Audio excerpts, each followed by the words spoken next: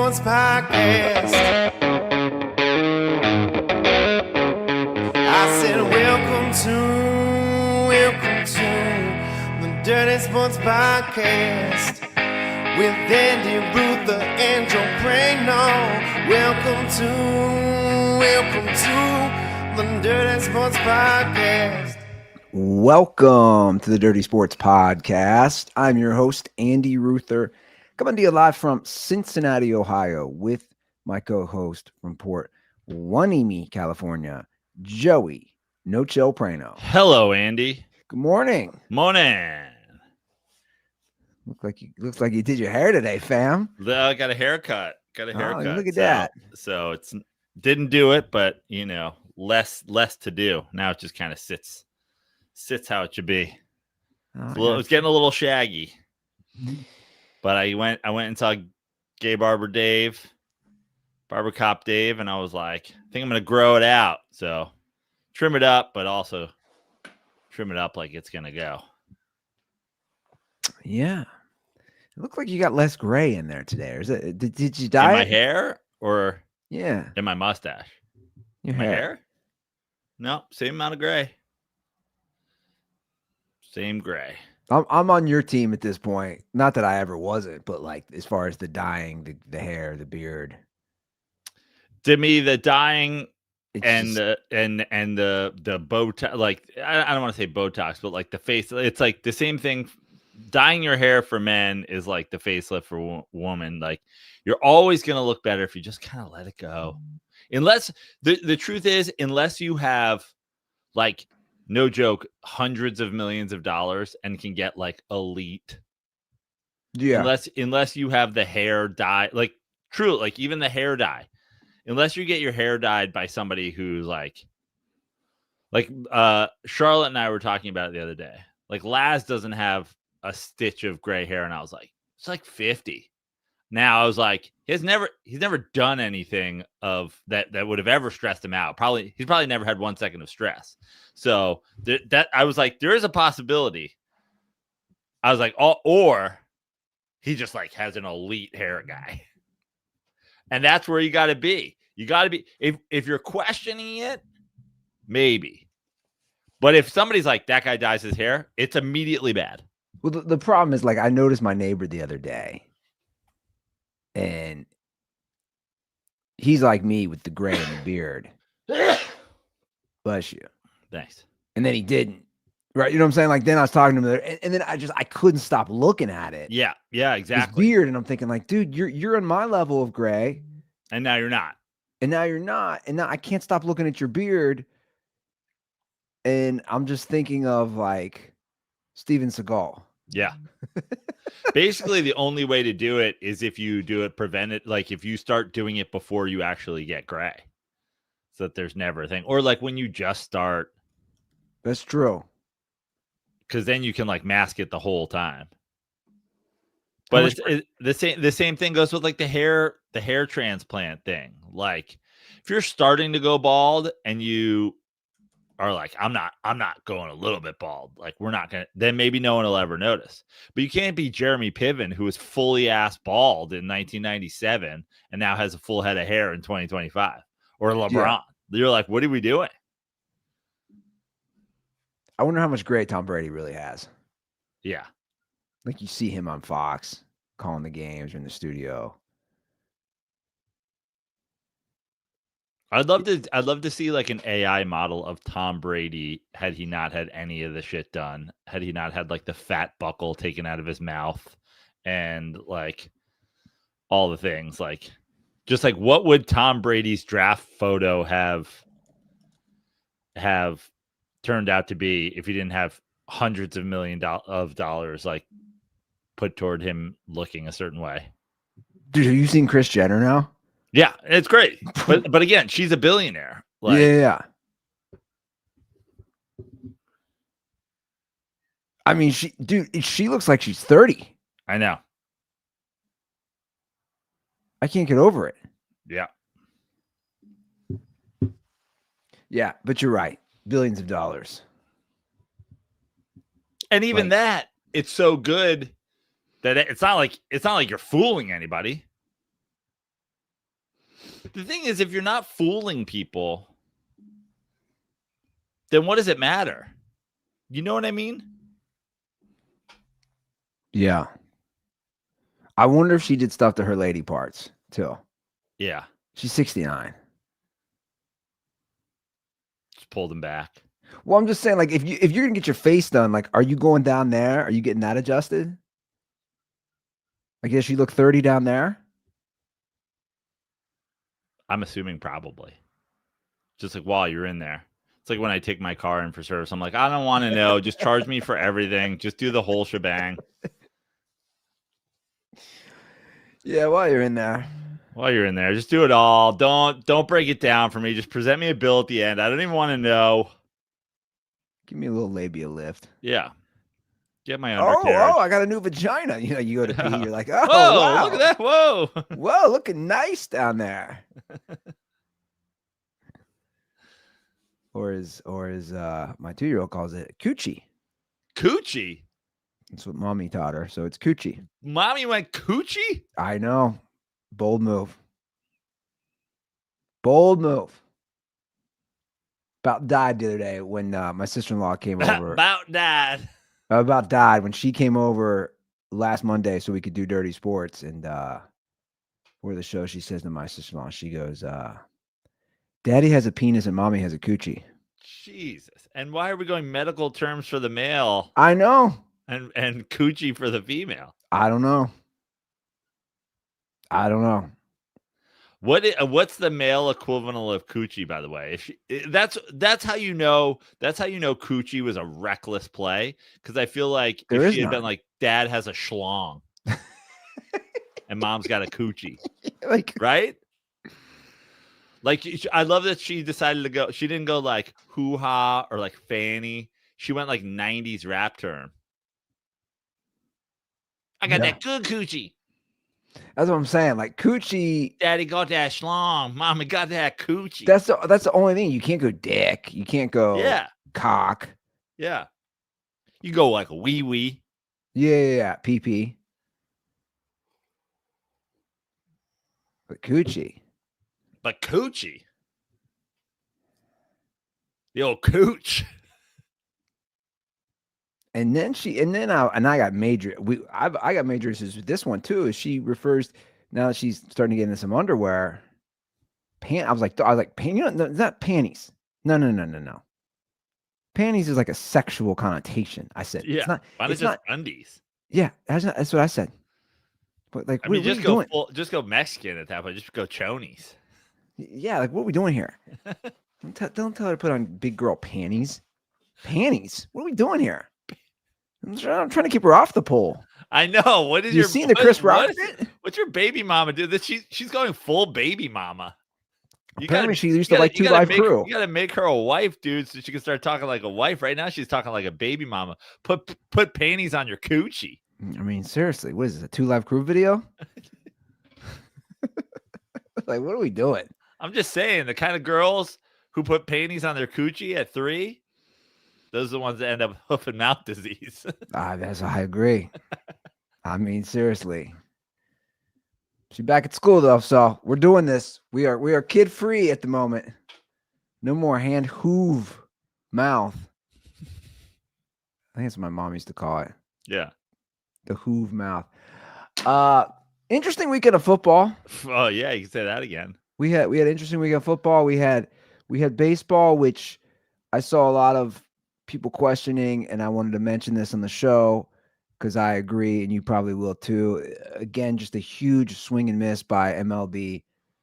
There was no competition on Friday, and they did unbelievable. There's no football on Friday.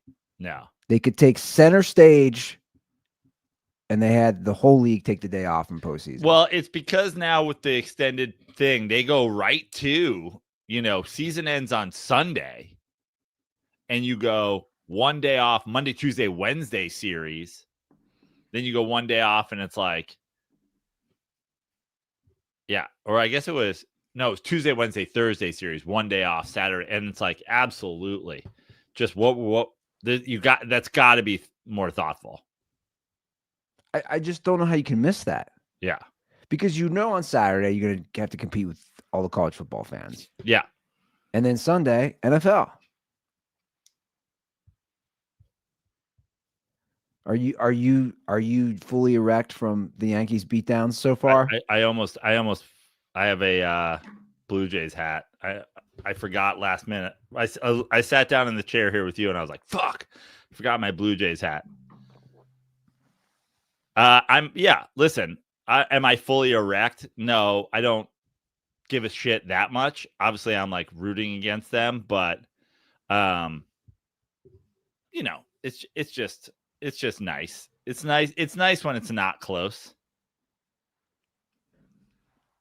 I put it on yesterday. I believe it was 2-0. Yesterday, a little Sunday cleanup day. I have in a very small house, I have 3 TVs. And so it was the afternoon game when I switched it over to the Yankees. I had Red Zone on one TV. I had a game on the other TV. And then in the third room, I put on the Yankee game. And I set it all up because I was like, I'm going to be cleaning up, but this is good as I like move through house, office, living room, doing all stuff. I was like, everywhere I go, a different thing will be on and I can just stop wherever I need when there's action. So I set everything up.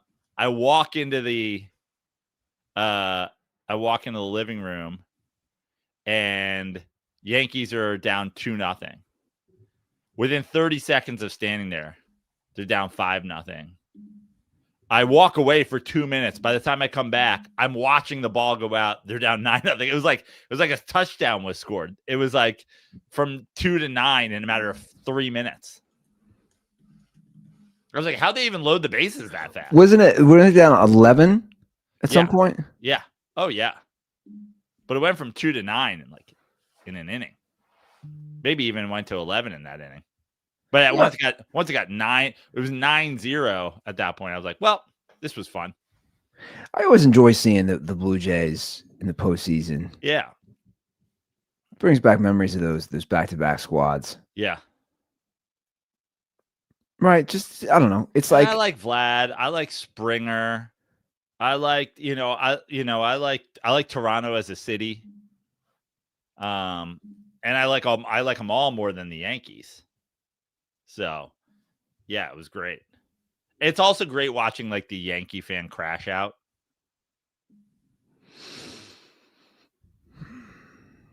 Are they crashing out right now?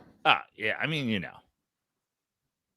the Yankee fan crash out is always in a revert back to some just like weird triggered, like 27 rings is their fake news. Anytime they have to face something they don't like, they're like, ah! You're like, all right, whatever. Yeah. Just stop. Some of them are doing it as a joke and some of them are not doing it it's just like, what are we doing? Who was the favorite to make the World Series out of the American League? Do you know? Like the betting favorite? I'm assuming it was the Blue Jays as the ones. You mean like before the season started or? Before like postseason. Before the playoffs started. Yeah. I'm assuming it was the Blue Jays as the 1 seed, but yeah. I wouldn't be surprised if the Yankees were right behind them or. Now, the series isn't over, but I mean, 3 in a row, they got to win. Yeah. Don't Ruther me. Series isn't over, Ruther. Anybody say it's anybody's series. I'm not rooting. Say it's anybody's series, Ruther. Say it right now. I'm gonna put a gun in your coochie. It's anybody's series. I don't think it is. I think it's over. Unfucking believable. I just, again, 3 in a row. So what do they do now? They do 2 in New York, and then if they win those games, it goes back to Toronto. Yeah. I mean, I hope it ends in New York. That'll be extra special. Have you been to a game in Toronto?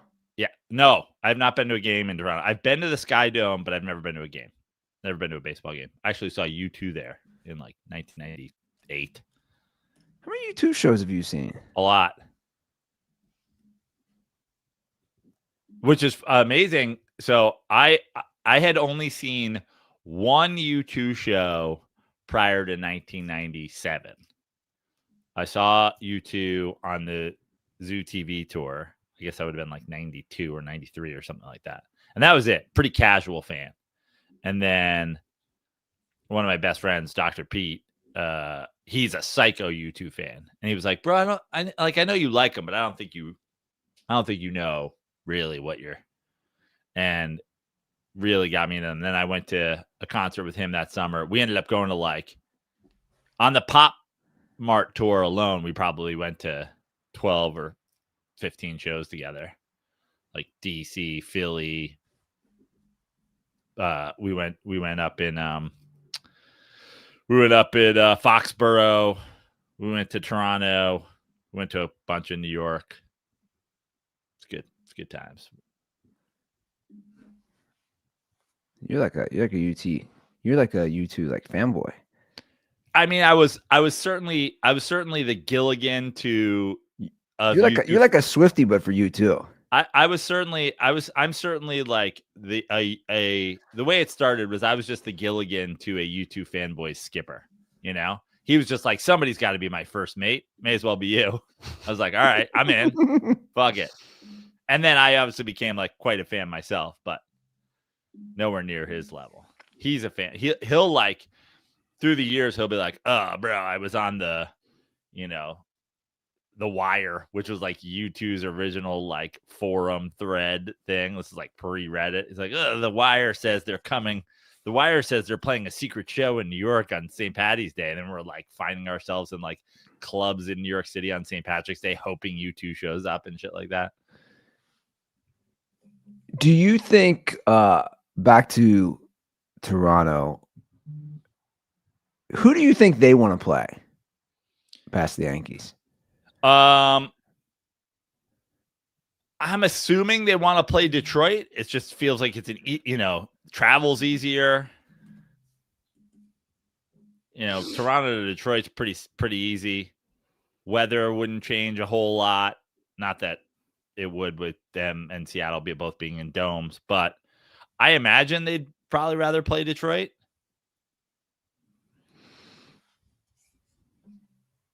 How's that series playing out for you? Well, it's 1-1. No, I know, but like, did you think this was going to be like a good 5-game series? No, I mean, listen, I thought the way Detroit came back to win the first series, baseball is so momentum heavy that I think I said this would be a good series. I still think the Mariners probably win that series, but it certainly could go either way. The Mariners just feel like they finally have something. They've gone so long where like they just can't put it together. It feels like they, have something. They're the 2 seed and they're young and they're fun, and J-Rod and Rosarena and all these guys, like they have like young guys who are also like vets at this point, but they're also Seattle. Like, I know Seattle fans are just like, the Seattle fans aren't going to believe they make it to the next round until they're playing in it. Like, they could win this series and they're not going to believe it. So I don't want to like do any sort of cursing.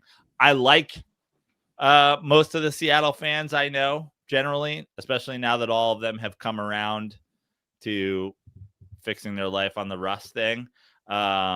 So I'm rooting for Seattle. I have no ill will toward the Detroit Tigers, by the way. Also like Detroit. Two fun franchises. That's a good uniform matchup too. Seattle, Detroit with some classics. Seattle with like a return to those great, early 90s looks. I just realized last night, I'm not far from Detroit. You grew up in Cincinnati. Yeah. Did you just Google how far Detroit was? Well, we were talking last night.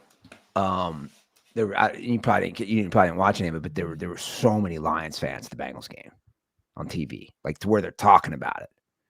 And we were just talking about it. I was like, and she was saying like all the bros who had like Bengals season tickets, a lot of them are like just selling their tickets at her work, like the younger guys. And She's like, yeah, there were some of the Lions fans this week. And I was like, how close is that? And I just put it in. I was like, oh shit. Detroit's only 4 hours away. I was going to say 4 or 5 hours. Yeah. Under 300 miles. Yeah.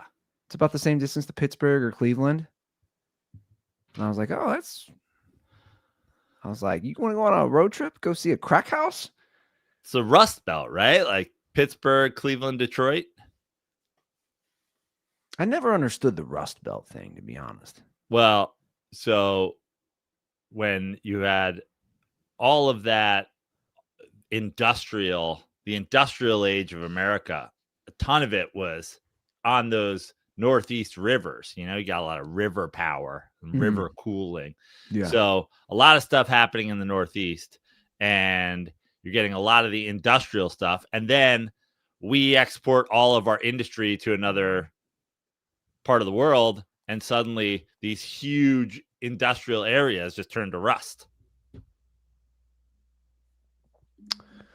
I gotcha. Because you hear that all the time. I didn't know Detroit was part of that. I knew Pittsburgh. I mean, that's why I said it as a question. It feels like it. I don't know. Detroit, the motor industry there, and all that stuff. I heard it's come back. You know, I've heard this for years. Hence, that's why I made the dig about the crack house. Detroit coming back in general, or the motor? Detroit in general. Yeah, Detroit. The city of Detroit is soccer in America. People have been telling me it's on the come up for 30 years. That's true. No. 5 years from now, it's gonna be we're gonna be tops in the world. But you know what? As far as sports, I feel like they've been fine sports wise. We talk about sports cities.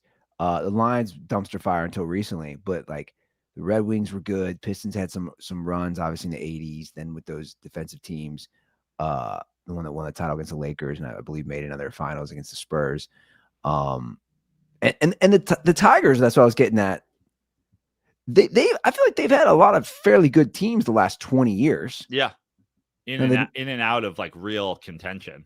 Yeah, like legit making World Series and stuff. Now they never won, right? Right.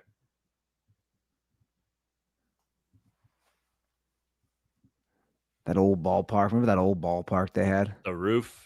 People hitting the balls on the roof. That was always exciting. Mickey Kettleton. Oh, Alan Kirk Trammell. Gibson. That's some 80s shit, hitting the ball on a roof. Yeah. I love that. Couldn't believe they didn't keep it.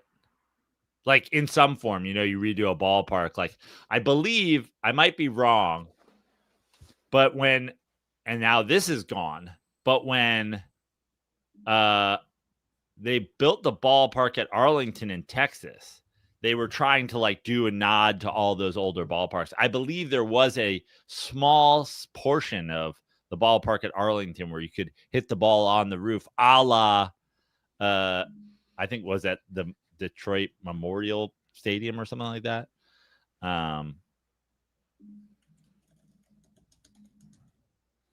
What was it? It was Tiger Stadium. Yes, there it is. Yeah. Tiger Stadium. Oh yeah. That's like, I'm looking at, that's total 80s shit. Oh, it's not even. I mean, it was gone like soon after because it was like 1880s shit. Yeah. It was 80s shit. It was 80s shit for us to like watch it. It was 80s shit for us to watch. Former names. I mean, it went from Navin Field in 1912 to 1937, and Briggs Stadium from 1938 to 1960. So it had a lot of transformations. Oh, the roof, bro. Look at that. I'm looking at a picture from 38 to 45, hitting the ball on the roof. And the cool part about all those old stadiums, the cool or terrible part, depending on how you look at it, like that, if you look at the way those roofs were like in the outfield, they're all held up with fucking poles. People are behind poles like every 4 sections. You're like, I'm sitting behind a fucking pole. It's like Wrigley. Yeah. You still got to deal with that pole shit. But Wrigley didn't have it in the outfield. Wrigley only had it on the That's infield, true. right? That's true. Yeah. That would suck. So a little come from behind win for the Dodgers. Yep. So Philly's down 1-0, and then we got who do we got? We got Milwaukee had a beat down on the Cubs in game 1. Listen, if the ALCS and NLCS are the Dodgers, Milwaukee, Detroit, or Seattle and Toronto, I'll just be able to kind of put my feet up and enjoy baseball, not even stress it. Like at that point, I'll just be probably rooting against the Dodgers because you don't want to see these guys win every fucking year. But that will probably be all my rooting interest that's left. Otherwise, I'll just be like, let's watch some good baseball. Because I hate caring when I don't want to care. Like, I hate when it's not my team and I still have to care. I like being like, let's see some good games. Games that going back and forth and you don't care who wins. Yeah. Have the Dodgers just won 2 recently? Mm-hmm. So the Mickey Mouse one, and then last year. Yep.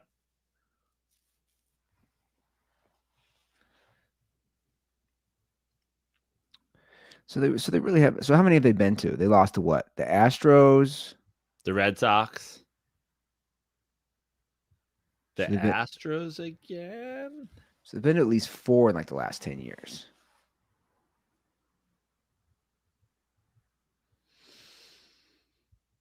Well, who we got? We got the NL tonight, right? Yep. So you're gonna have to split that screen with little Jags Chiefs. Yeah. Ooh, look at that. The Chiefs win. They're back. Well, I guess they're back at the same record as the Chargers. Yep.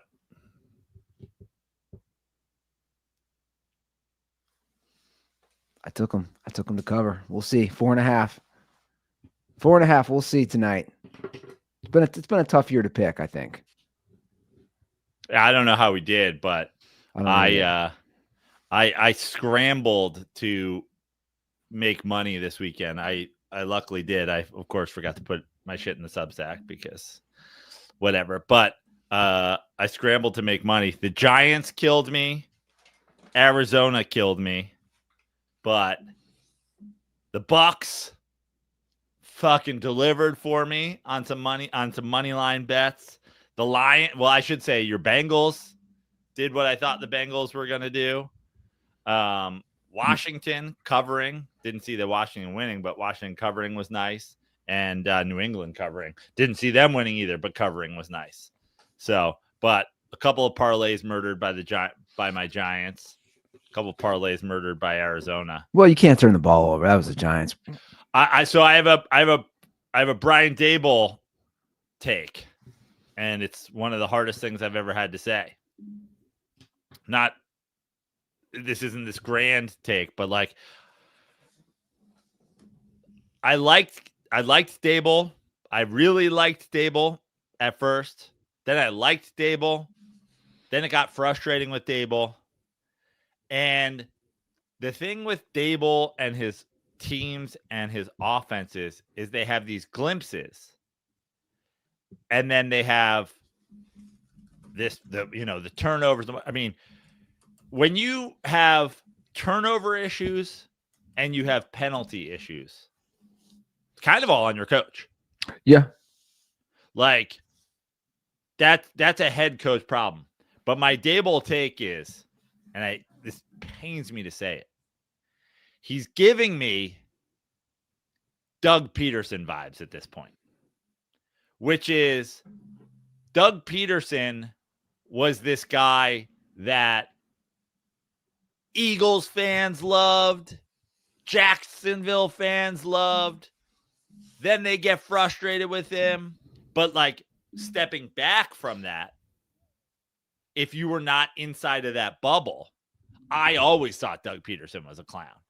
And now, and what the reason he could convince people is he would have these moments and he would have these runs and he would have these teams that looked really good for a minute. You'd be like, oh, Doug Peterson's a good coach. And it's like, no, he was never a good coach. And I'm starting to get those vibes from Dable, which is I'm starting to go, the moments that feel really good can no longer convince me that the overall poor quality of just coaching is acceptable. Like, even the last couple weeks, the Giants come out to start both games, and we've talked. I have the Joe Prano, the signature, one of the trademark, no one's even on it yet, Joe Prano theories is your too good first drive. The first drive that's so good, you're like, is this all you guys practiced all week? And in 2 straight games, not only did they have 2 great first drives, they're going no huddle straight out of the gate. And I've been talking about this for years. If you have a great quarter, and I don't know Jackson Dart well enough to know what he does at the line and how, much ability he has at the line. But there was a point very early on, and I stand by this, in Eli Manning's career, where I was like, the Giants would have been significantly better during Eli Manning's tenure had they just gone essentially no huddle for the majority of the time. You can't do it fully, but when you have a quarterback who knows what they're doing, who's great at the line, to go no huddle. And for 2 weeks in a row, they've done that out of the gate, and then they dial it back and they look mediocre. And it's like, so there's something in there where your brain's going like, Dable, you kind of get it. Why don't you trust what you get? Like, and that's where he's giving me Doug Peterson vibes. These moments of brilliance balanced with moments of complete mediocrity at best. And then just the poor, the penalties and the turnovers and the sloppiness is always on your coaching staff. Bill Belichick teams aren't sloppy no matter who comes and goes. They weren't sloppy. Harbaugh teams aren't sloppy. Yeah, well, that's true. I agree with you as far as the coach is accountable for the penalties and the turnovers because you're an undisciplined team. I totally agree. Now, listen, that there was the Giants had 5 turnovers in that game, I think. Yeah. The Scattaboo fumble, like sometimes defenses make a nice play. Guy got his hand, punched the ball out. Like, I'm not like, fuck Cam Scat, like, nice play. The Dart 4th down interception, I don't care. He threw a pocket pass to the 3-yard line that's either being caught, knocked down, or if the defense is stupid, intercepted. So he did a hand punt. But still, you get rid of those 2. You still have 3 turnovers. You have a Dart turnover that was just reckless with the fumble. And yeah, it was a sloppy game, but more importantly, they're getting penalized like fucking last week, this week, the whole season. So yeah, I hate it. The Doug Peterson vibes I'm getting off of Dable makes me very concerned. Also, you gotta look at this. It felt like such an obvious trap game for the Eagles that you get the Eagles on a Thursday. All you had to do is beat the Saints. Yeah. All you have to do is beat the Saints. You're 2-3, and then all of a sudden you get a short week game against a division rival where you suddenly can like pull into some sort of relevancy.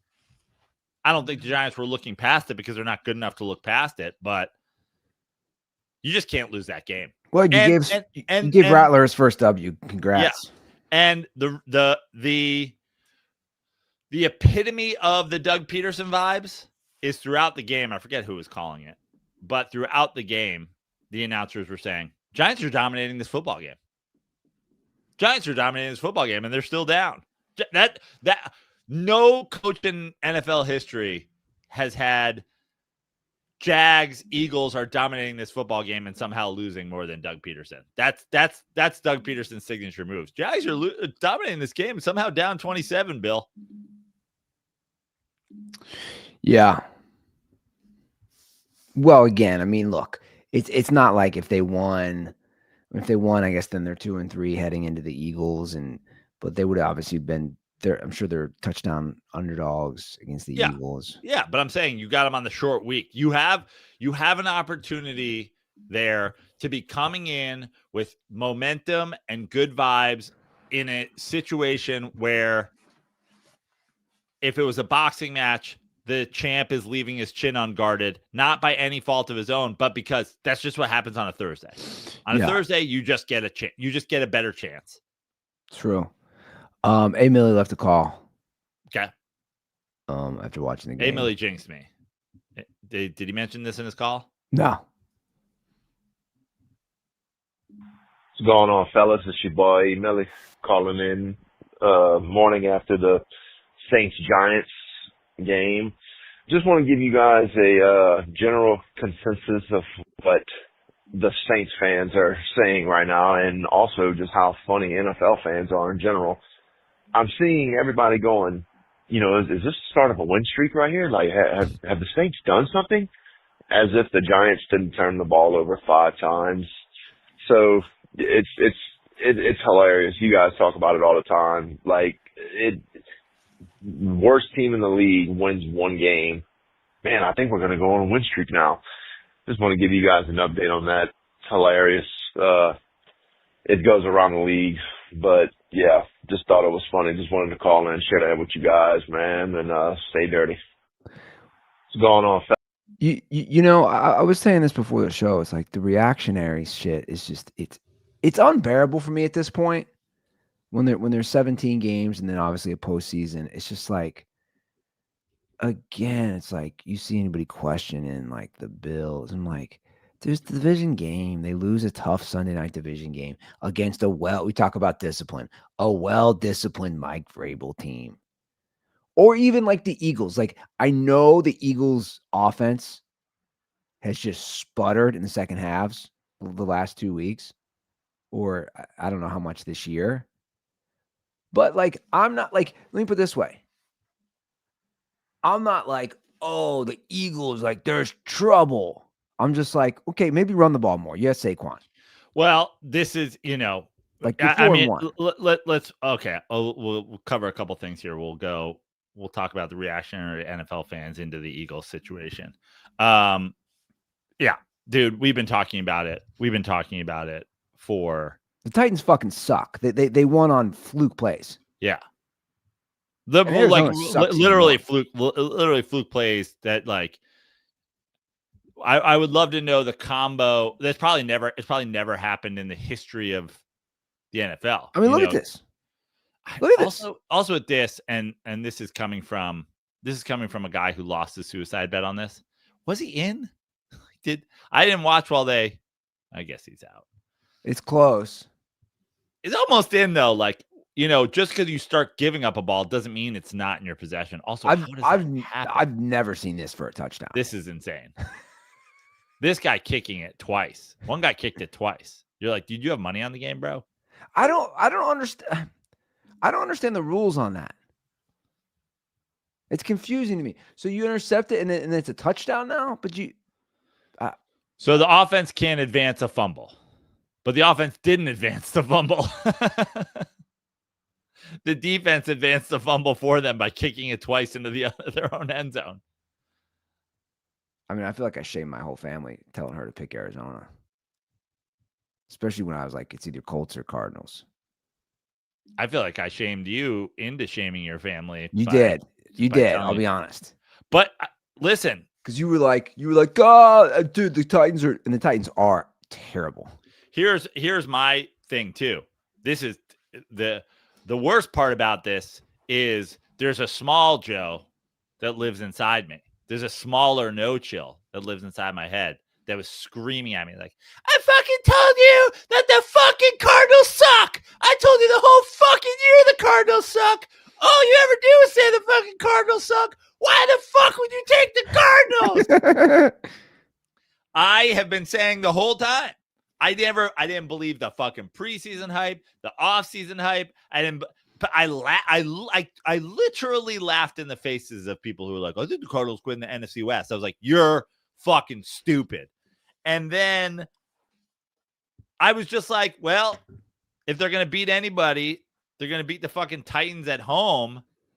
And then I'll get the Cardinals out of the way for my suicide pick. And then what did I say, Andy, right as we were picking the games? I was like, or am I going to sweat it because it's my fucking pick? Just inevitable. It's inevitable. Thankfully, my suicide is a 2-pick league, but still. But yeah, horrendous. The Cardinals. I knew you probably knew this too. I knew the second they got the fumble, I go to have 2 fluke plays in the final like 11 minutes. I go, they're fucking cooked, man. The Cardinals are cooked. Mm-hmm. This is one of those like you're screwed. How are we still doing this play? Oh my God. It happened earlier in the season with the Colts and remember against the Rams. It happened last weekend. Who did it last weekend? The Colts. That was the Colts Rams? Okay. Yeah. How is it like it's insane. It's insane that it ever happens. Especially insane that's happened to Deshaun Jackson 3 times in his career. But it's insane that it ever happens to anyone.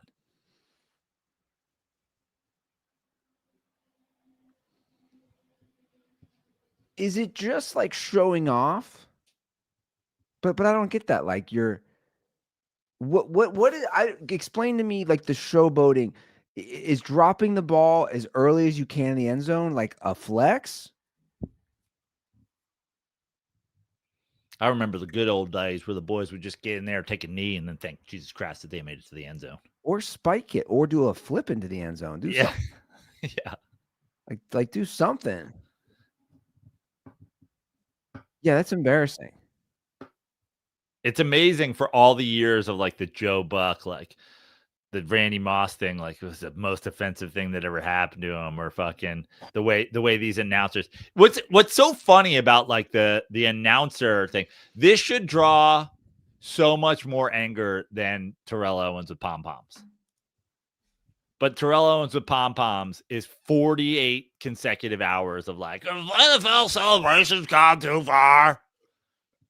Meanwhile, some Cardinals guy lets the fucking ball go, cripples, parlays, money lines, suicide pools, and everyone's like, oh, he seems really upset. He'll never do that again, Jim. Really? Because it happened fucking last week. I mean, that game is over. They're up 20. I'd rather the guy actually mooned the crowd as a celebration. Dick and balls out from behind. Crouching Tiger, Hidden Dragon style. Than fucking let go of the ball a half second early. Embarrassing, man. I mean, yeah. Just shattering the hopes and dreams of men across the country in their suicide pools. Unbelievable. Yeah, they're not doing, especially in that division, especially with Seattle, LA, and San Francisco. Come on. What are they doing? I low-key like the Cardinals. That's number one, like you're on too many fucking chat room board takes. I low-key like Arizona to win that division. Low-key, why? Do you watch football, or is this all you're literally just reading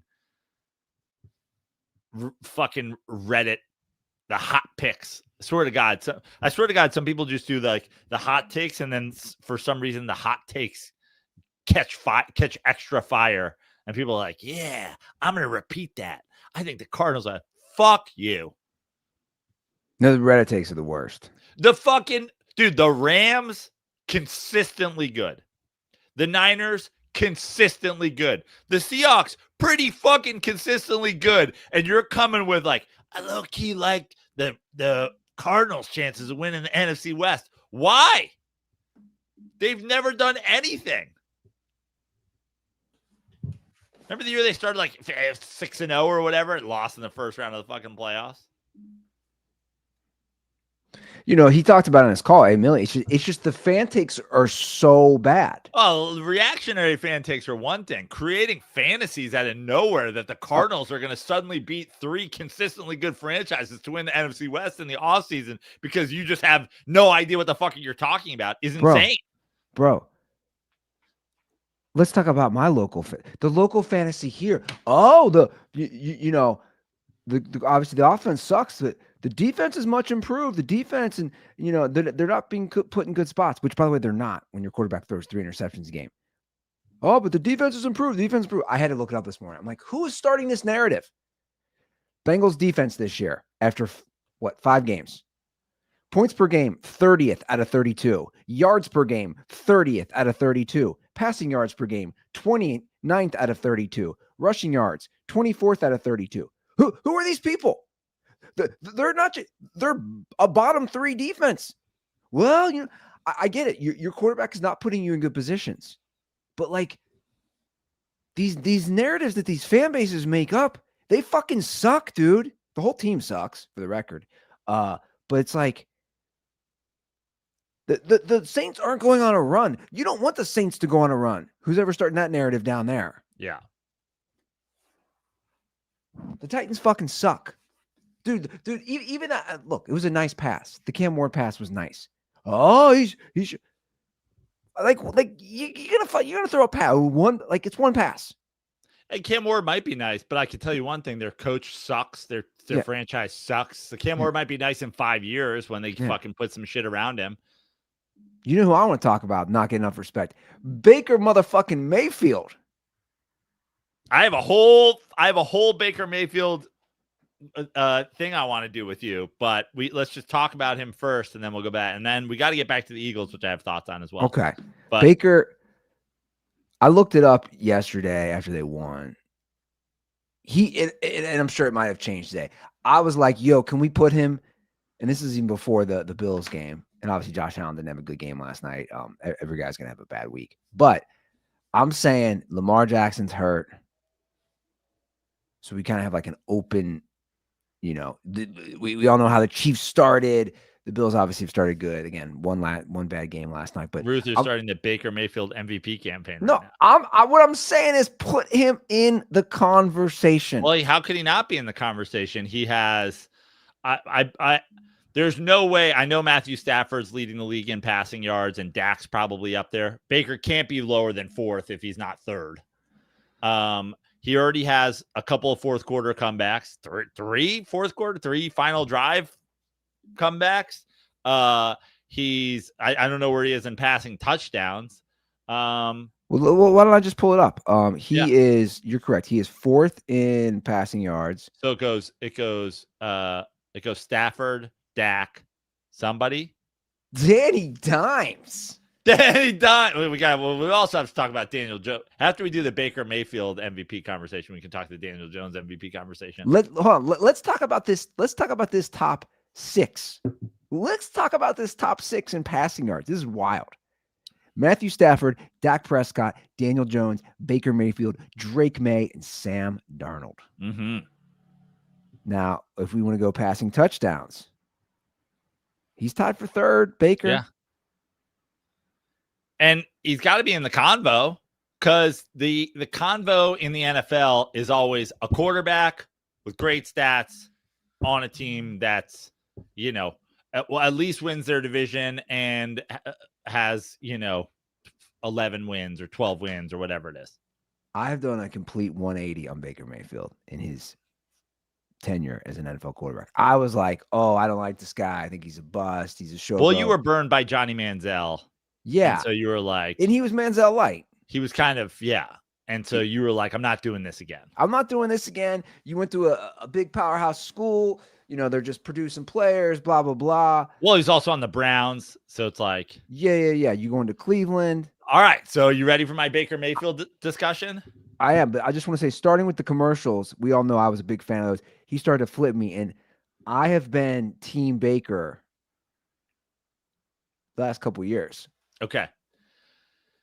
So, first of all, let's talk about the team that drafted him, the team that went and got him 1 overall when no one thought he was going 1 overall. How much better would the Cleveland Browns be right now if they had Baker Mayfield? Their defense is good. Dude, they're good. They're literally a Baker Mayfield away. If they'd be winning the division with Baker Mayfield. I agree. But now this is a crazy, because I was not the world's biggest Baker fan. He's also turned me.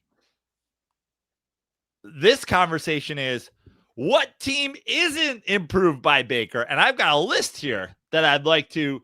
So here's what I present to you. Forget the cap situation in regards to this year. So I'm going to present it to you this way. You could trade your QB1 for Baker today. Take the cap situation. Like, don't worry about, that would put them over the cap right now. Forget that. But do consider the financial ramifications going forward. Like going into next year, Baker makes $33 million a year. So consider that going forward. I'm going to take you through a list. I have no, we wouldn't do it. A bunch of yeses, we would do it. Then we'll get to question marks. So I'll go through the beginning. You tell me if you disagree with any of these before we get to the question marks, which we can discuss. Teams that would not trade their QB1 for Baker straight up. The Kansas City Chiefs, the Buffalo Bills, the Baltimore Ravens, the Los Angeles Chargers, the Washington Commanders. Teams, in my opinion, that would. So you have 5. Hold on. Yeah, right now. Teams that absolutely would, in my opinion, trade their starting quarterback straight up for Baker Mayfield. The Dolphins, the Browns, the Steelers, the Texans, the Jaguars, the Panthers, the Falcons, the Saints, the Vikings, the Arizona Cardinals, the Seattle Seahawks, the Los Angeles Raiders, the Denver Broncos, The Los Angeles Raiders. You went sorry, way the back. Las Vegas Raiders. Las Vegas Raiders. Broncos, we agree. They're better right now if they have Mayfield. They are, but they have a young guy, so it's like TBD. I don't know. Their defense is so good right now, though. Like, I feel like they're immediately like a real contender if they had Baker. That one. They're definitely more of a contender than Bo Nix. I mean, Right. Again, I think he's to be I'm determined. saying that's a sure. Okay. That was a sure check mark for me. And the Dallas Cowboys. Okay. All right. So now we get into the question marks. If you're the Jets, Titans, or Giants, are you bad enough where you don't even want Baker at $33 million right now? And you're just like maybe I would almost argue the Jets would, because the Jets are so retarded with quarterbacks that like you take him. Giants and Titans, you just drafted a guy you don't take $33 million on while you're not, whatever. So I'm going Jets, yes. Titans, Giants, no. That fair? Yeah, I agree. Okay, now we get to the interesting stuff. Here's 2 that I say are no's, but could be discussed. New England Patriots. You keep Drake May. 100% you keep Drake May. Okay, I agree. Packers, you keep Jordan Love. Yeah. Okay, agree. Just had to be, you had to talk about it. This is the real serious question marks. Do the Cincinnati Bengals get better if they can have Baker Mayfield, who's at least healthy all the time? He's cheaper. He's healthier. I don't know. I'm just throwing it out there. The answer is yes. You would rather, if you were the Bengals, you take Baker today. Well, let's just look at the best ability is availability. Okay, I'm on. This is why they were not in my. Now he could get hurt this year. Baker hasn't missed a game the last 2 years. Joe Yeah. Burrow's been hurt. Joe Burrow's basically had season-ending injuries 3 out of his 6 seasons. Also, they're both gunslingers. They're both guys who fucking chuck the ball a lot. It's not like you're like, oh, we're changing our whole thing. I'm agreeing with you. I think the Bengals. All right, this is gonna be fun. The Philadelphia Eagles.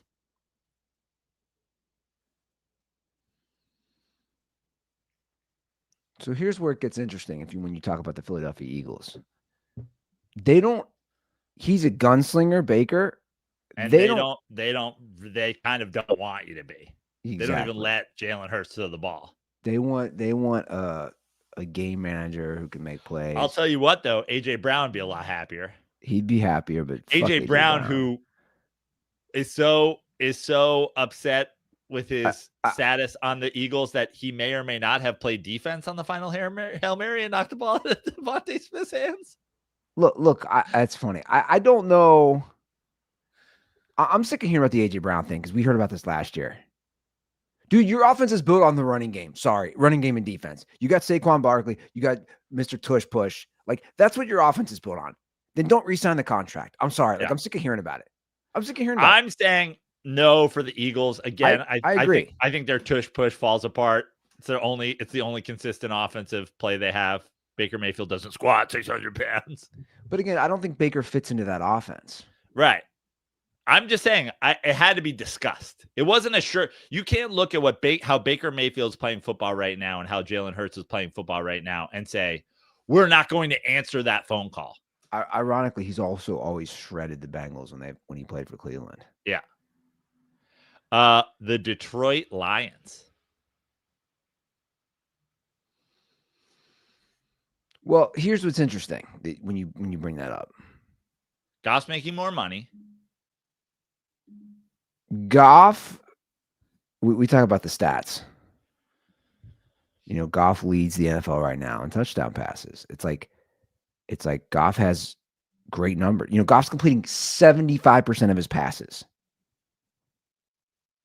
They scheme so well. Dude, if you watch these Lions games, we talked about it with San Francisco in that Thursday night game. They scheme so well. They just got open fucking receivers. They know how to use their running backs, the 1-2 combo of Gibbs and Montgomery. It's like they know how to play. Yeah. Then this is what I'll say about that. Do I think Baker Mayfield gives them a better shot to win games? Yes. Playoff games. But also, like, look at it going forward. Like, Goff's been there a little bit. Like, he hasn't gotten it done. Like, do you? This is his 5th year. In fact, they actually posted this during the game yesterday, which is an interesting stat. He had exactly as many starts for the Rams as the Lions heading into yesterday. Now he's officially one more in the Lions. If it was me, I would trade Baker straight. I would trade Goff straight up for Baker right now. I agree. Okay. All right. But also let's look at this. Let's look at this real quick about Baker. Okay. Because I know people were like, you guys are fucking crazy. I don't think we are. Baker has he won a playoff game for the Cleveland Browns. Yeah. He won a playoff game for the Tampa. Has he won 1 or 2 for the Bucs? My point is, he's won playoff games for multiple organizations. I guess Jared Goff has, but again, he's been in such a good system. Yeah. The Indianapolis Colts with another MVP candidate. Are you going with Daniel Jones for the money? You got to also consider the money going forward. Or do you go Baker Mayfield? That's tough because again, we're 5 games. That I can't make a decision because Jones is making nothing and we're 5 games in. Jones is making nothing. We're 5 games in. You really can't. 4-1. You can't ask for him to do better. No. Wild where we are right now in the NFL. And we'll go through it. How many of these teams we'd absolutely swap Baker for, and one of them isn't for sure the Indianapolis Colts with Daniel Jones. I agree with you. I don't like, how could you make that decision right now where you're like, well, the Bucs are also 4-1. I mean, if anything, you could make the argument Daniel Jones is on the Baker Mayfield trajectory. New team, new scheme, new coach. Had a stopover year as a backup with a good offensive guy. All right. These to me are the 3 most interesting remaining ones. The Chicago Bears. I'm not doing that because, again, we're year one. What were year two? Yeah, but year one with an actual competent coach. Right. Here would be my argument. I think I'm with you. Because Caleb Williams obviously has shown signs as well. Sure. We know he has the traits. But Baker was also the one. It's not like you're passing. You're not like, oh, we're giving up on the first overall pick to get this guy who's like Baker Mayfield was also the first overall pick. Yeah. Coming out of a very similar situation in college. Here's the thing with the Bears. This is my argument. I'm actually changing my mind. I'm actually going yes on the Bears, and here's why. Interesting. Here's why. Even though this is an obvious one like the Titans or the Giants where you're like, you're down, you got a good young quarterback. Here's my argument for the Bears to take Baker.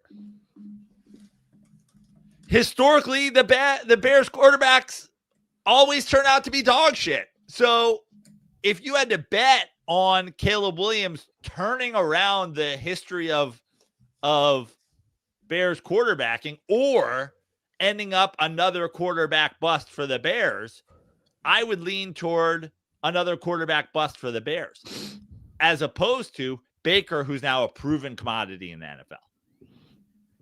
In any other situation that isn't this historically weird quarterback situation, I'd be like, if it was Caleb Williams on the Titans, I'd be like, this is a no-brainer. It's Caleb Williams. Let's stick with the guy you just drafted with your new coach and whatever. But a historically bad quarterback situation, do you just go, we know Baker has bounced around the league, and this is what Baker does now?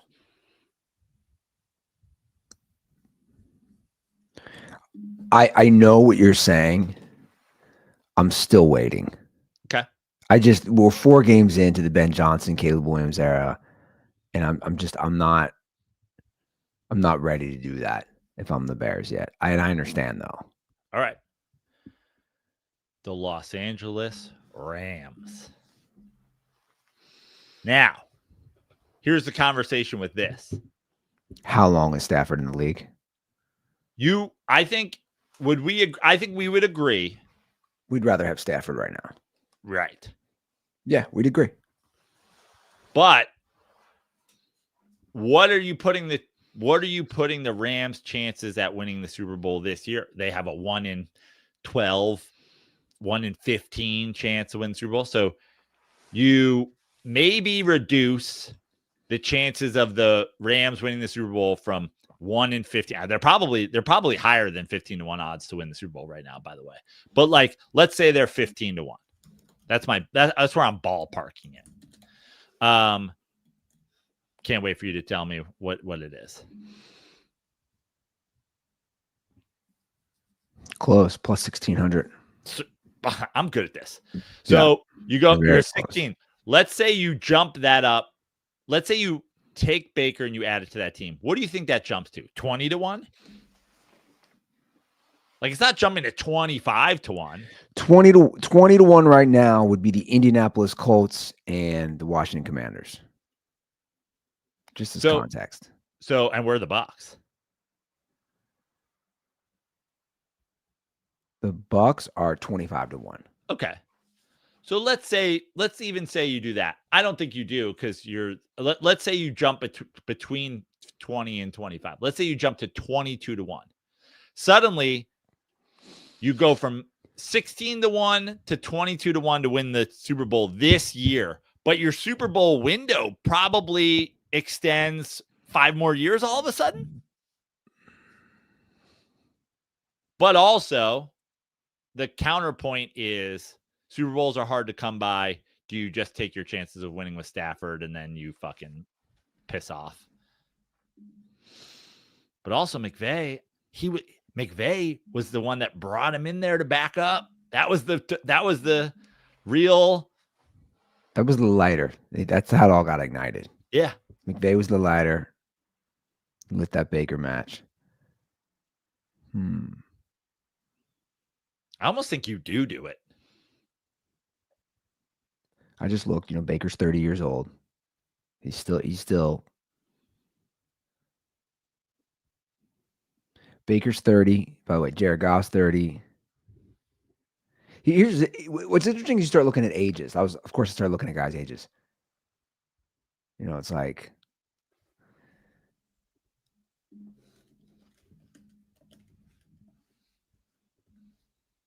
what's crazy? A discussion we had on this show. This is insane to think. We debated when Baker was a backup who was going to be in the NFL out of the league first, him or Jameis? Jameis Winston. I know. And we both agreed Baker at the time because we thought it could be a good, viable backup. Dude, you watch these games. Like, I'm watching that Seahawks game yesterday, and you're like, they're never out of it. Now, granted, that was back and forth, but you're like, they're going to win this. What's he saying here to this fan? I saw this video. He's talking. Hold on, shit. we got two. We got to finish this up. Two last minutes. Are you going Rams or no Rams? I'm gonna go take him. Okay, and then the final one. I think we're gonna agree. Take him for sure. Atlanta. No, I already have I had Atlanta checked in already. San Francisco 49ers. Oh yeah. Okay, so I just want to do. This is where we're at with the Baker Mayfield in the NFL. We discussed who would be in the league longer, him or Jameis Winston. And now we are at 1, 2, 3, 4, 5, 6, 7, 8, 9, 10, 11 teams in the league that we don't think would straight up trade for Baker Mayfield. I guess that leaves 19, 20 teams that should, including his own team, and the Chicago Bears that we differ on. That's a wild turn of events for Baker Mayfield. Yeah, he's had an amazing career arc. Amazing. And like I said, he's only 30, man. I'd love to hear if you're out there and you're a fan of one of any of these teams. What's your take? Are you a Bears fan? You would yay or nay? What about some of the other teams that we said for sure? Like, to me, most of those are just straight up no-brainers. And how about the teams? Are you a fan of one of the teams that we said no about? I'd love to hear your argument. Why? Yeah, call hotline 859-832-0478.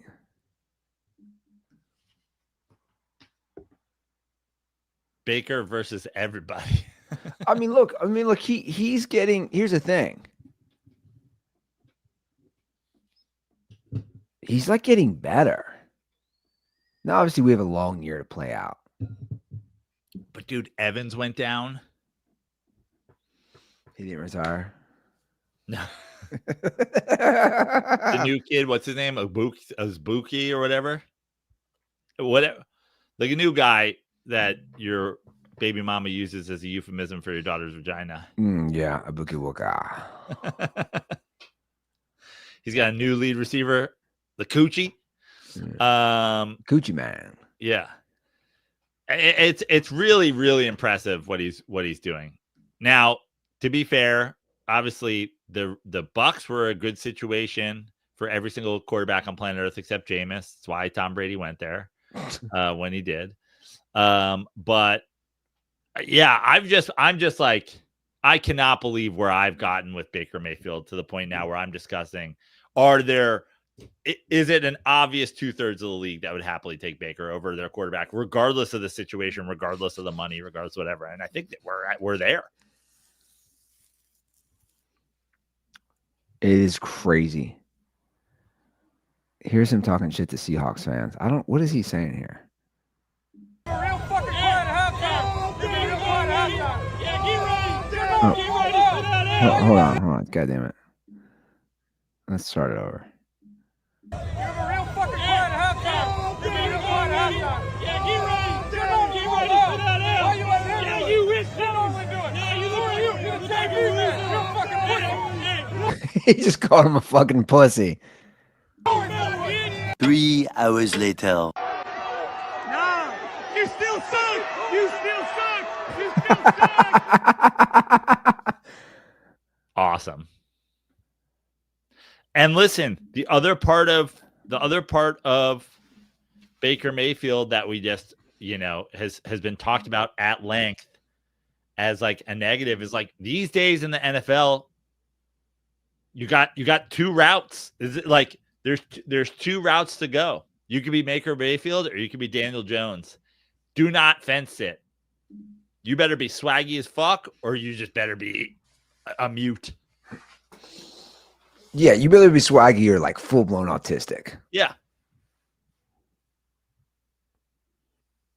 That would be a fun thing to do. We take quarterbacks and we say, are they swaggy or autistic? Yeah. We put Daniel Jones on one end of the spectrum and Baker Mayfield on the other. That's what I'm saying. Yeah. So like that'd be fun. Like off the top of my head, like, and then Jackson Dart exists somehow 700 yards right of Baker Mayfield in living in his own swag universe. Yeah. Burrow autistic for sure. Burrow autistic. 100%. Wow, that's a wild place to start. He's not swaggy. He's autistic. Lamar, like I'm just thinking that division. The Lamar swaggy. Aaron Rodgers, I don't know where you put him. I mean, Aaron Rodgers.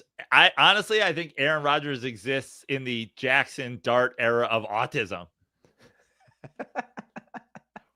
Where do you put? I don't even know who Cleveland's quarterback is now. I mean, Dylan Gabriel. Where do you put Joe Flacco? Yeah, autistic. Yeah.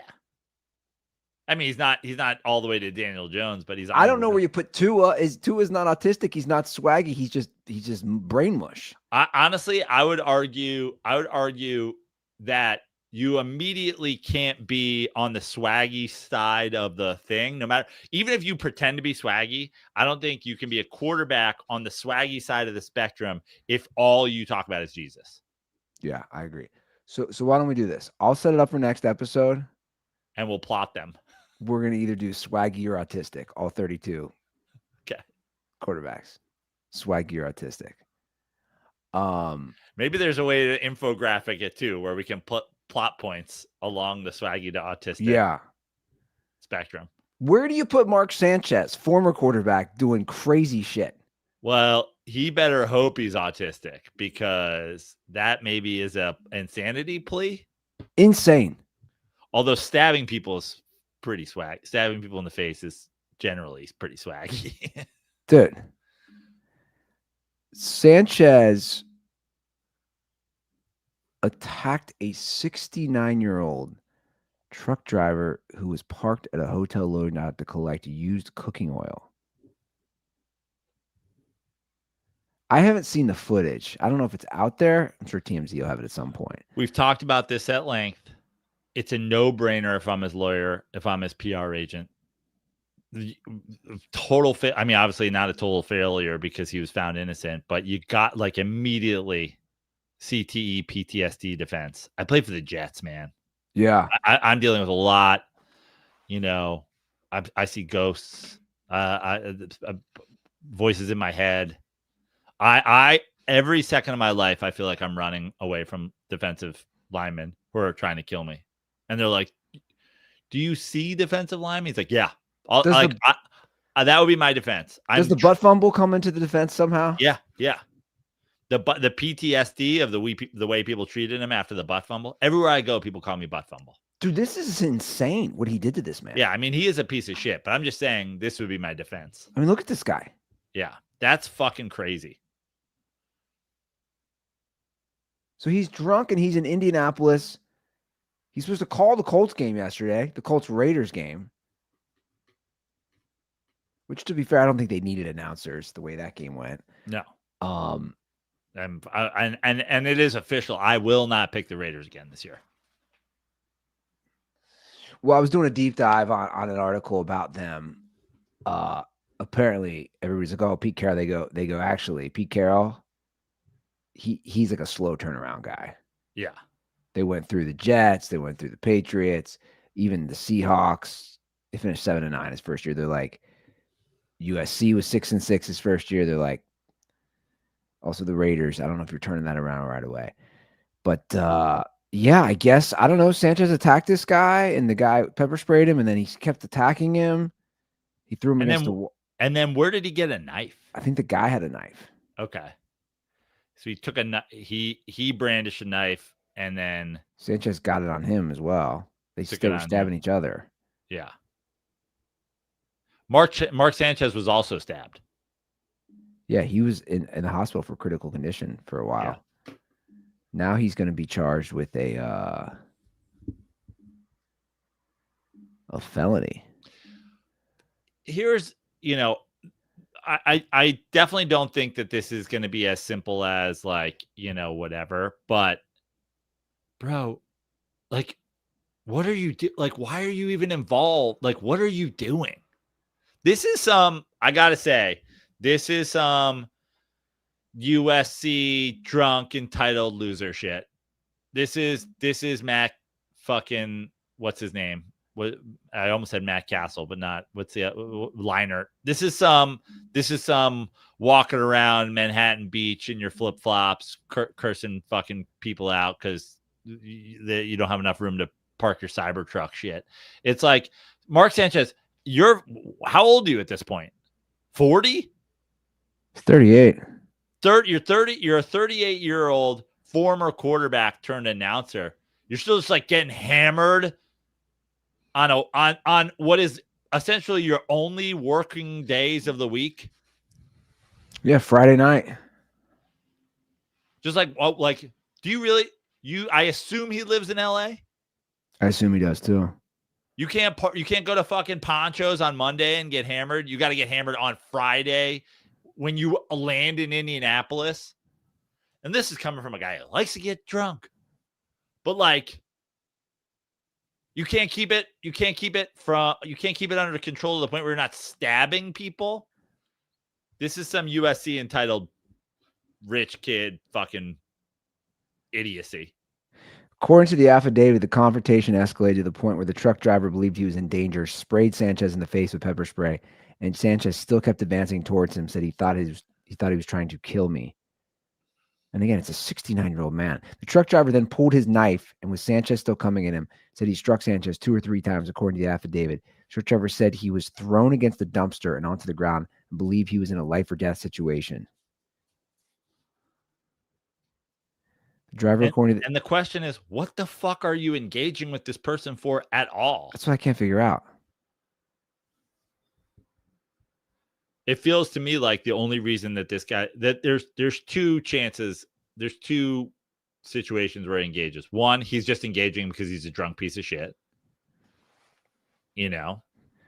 Listen, or there's some fucking you're in my car's way. Fucking. Yeah.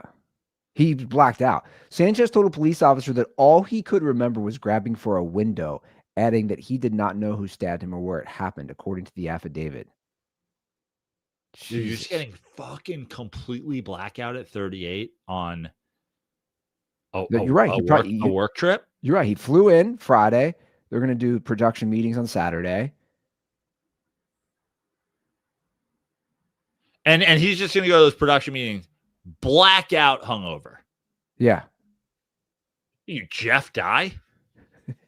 Shots fired.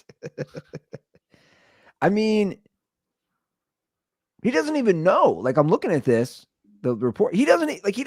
This is Ruther. This is me. This is me pre-brain injury. Just waking up on a sidewalk and God knows where. Waking up next to some girl being like, did we have sex? Can you give me the play-by-play?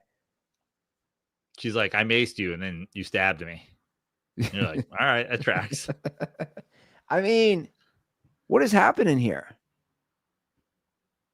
Well, anytime I get to pull these out, because here's the thing, I never pull it out too early. But whenever I get to pull one of these out, it makes me happy. Mark Sanchez, bye forever. We will never see Mark Sanchez on a sideline calling games again. No. I mean, you ruined your entire life. For what? Because you blacked out and you didn't like where some dude was parking? Because you were in Indianapolis and listen, I get it. It's not even where you live. That's what makes it more bizarre. Like, it's not even your home turf. What are you protecting? Dude, an old man. Dude, to it, like, you have to have some serious issues to attack an old man. Yeah. That guy's going to take all his money, too. I wonder if Pete Carroll calls him.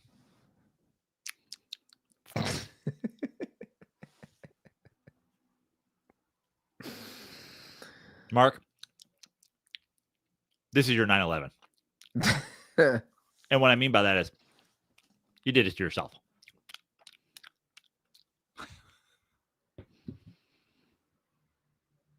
This is actually a good segue because I want to talk about Jets for a second. Okay. I mean, this is how bad the Jets are. Their last winless team. Their last winless team, their last significant playoff run was with Sanchez. What, 2009, 2010, around then. If you are up for this is my point with Aaron Glenn. Like, why do you take like some of these guys? I feel like guys are getting pickier as they should. He played for the Jets. Who fucking cares? He played for the Jets for a long time. I'm sure he has. I'm sure it's an easy thing to go. I'm going back. At least I bet you he lives within 5 miles of where he lived when he was in the Jets. Dude, if anything, that would give you a reason. Oh, I know how big of a dumpster fire they are. You're a defensive coach. The defense sucks.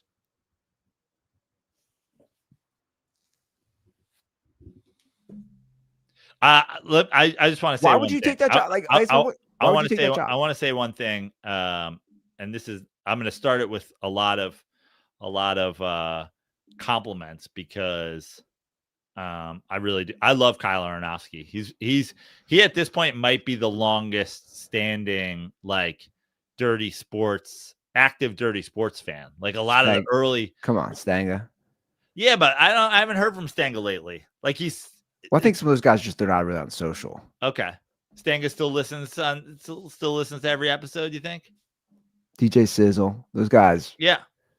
Aronofsky predates DJ Sizzle. Does he? I don't know. I love Kyle. I would argue Kyle and you just brought up DJ Sizzle. We haven't done a Hall of Fame class in a while. I think those guys could be, finally their time has come where we have to start thinking about nominations again. I love Kyle. I do think he owes me an apology that I criticized them signing Justin Fields, and he was like, Brandon never gave up on Daniel Jones. Daniel Jones is going to win the MVP this year, Kyle. I think you have to get an Indiana. Daniel Jones is not winning the MVP. I think you have to get an Indiana Jones. I think you have to get a tattoo of Daniel Jones wearing the Indiana Jones hat and whip, holding the MVP trophy as he puts a bag of sand down and takes the MVP trophy off it. I think that's where we're at with. I'm just saying I'm demanding an apology. Brandon fucking thinks Daniel Jones should get paid, but didn't think Justin Fields should get paid. Yeah, Justin Fields sucks. Who do they beat? I'm looking at their schedule. They're 0-5. A 69-year-old man in his truck. That's who the Jets beat. That's who. Oh, that's who they beat. They got some ones where you're like, who are they going to beat? They got Broncos, then Panthers. They could beat maybe the Panthers. At Bengals, Browns, Saints. Okay, so they do have some winnable games. God, they suck. They suck. This year is just tough. Like, the Ravens suck right now. Yeah. Suck. You guys are going to think I'm crazy. I still think the Ravens win the division. No, Ruther, stop. I do. I'm not trolling. That's reckless. Who's winning that division? The Steelers, probably. You think the Steelers are actually going to win that division? I hate it. I didn't think so. I was the one, but not because the Steelers.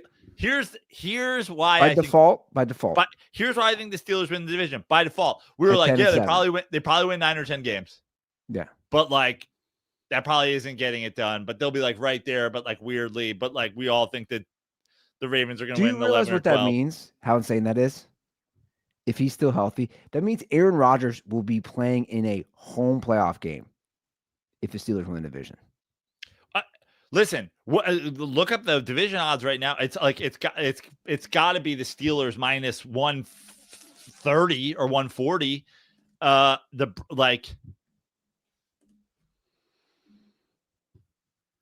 There's 4 total wins across the Still rest. Ravens. No I'm looking way. at it right now, dude. What are the odds? Ravens plus 100, Steelers plus 110, Wow. Bengals That's plus crazy. 1600. That's crazy to me. They're 1-4. Doesn't matter. What do you mean it doesn't matter? Because here's what I think happens. They have a bye this week, Yeah. which they need. No, I don't think they have a bye this week. I think they do. No, I think they have one more game, then they have a bye. And that's when they would get Lamar Jackson back. I think. You could be right, though. No, you were right. They play the Rams. Damn. Yeah. Then they have a bye.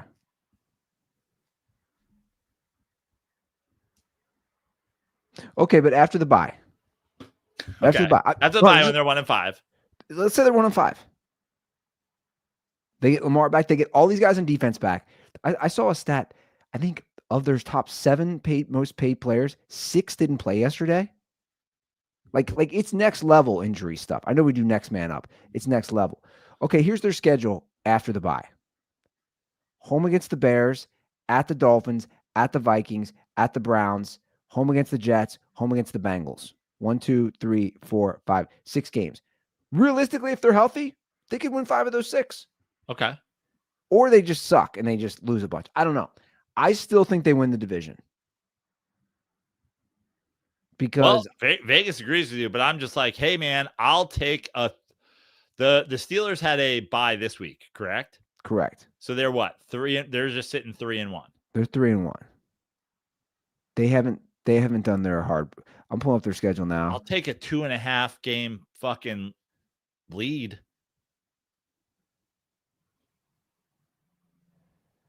Their schedule gets tougher though. I do. By the way, let me just say something. I do not believe in the Steelers winning fucking 11 football games. I don't either. That's my point. That's my point.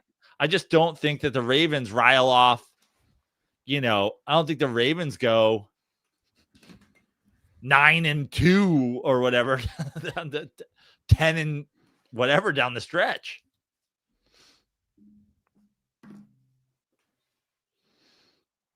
If they lose to the Rams, right? They're 1-5. They're 1-5. So then they would have to go to win 11 games.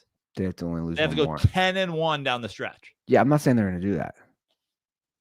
I mean, does a team win this division go 8-9? Seriously. No.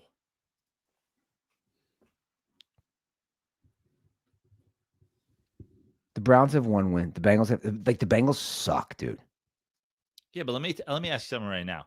If the way the Browns defense is playing and the way but also Lamar Jackson, this is the first game he's fucking missed. Well, that's not like they're 1-5. They're just gotta get through these Cooper Rush. They're 1-4. Okay, fair enough. Listen, I also 1-3. Yeah. I also believe in the Ravens because of Harbaugh and because whatever. But now we have to get into a situation where we're just like, I mean, their defense is terrible. They got to fix it. Yeah, it's terrible. Yesterday was the game. They got fucking smacked. I got smacked. I know. It was embarrassing. And everything we both picked them were just like, run the football. Well, here's where it gets interesting. It's like the Ravens have 2 against the Bengals, 2 against the Steelers. I believe 2 against the Browns. Or no, 1 more against the Browns. Let me tell you something, Ruther. If you believe in the Ravens to win the division, I do. You need to wait until they lose to the Rams and bet it, because then the money it's going to drop even further. Especially who do the Steelers have next week? Especially if the Steelers are sitting at 4-1 and they're sitting at 1-5. The Steelers have the Browns at home this week, but that'll be a tough. That'll be a tough. That'll be a tough game. Yeah.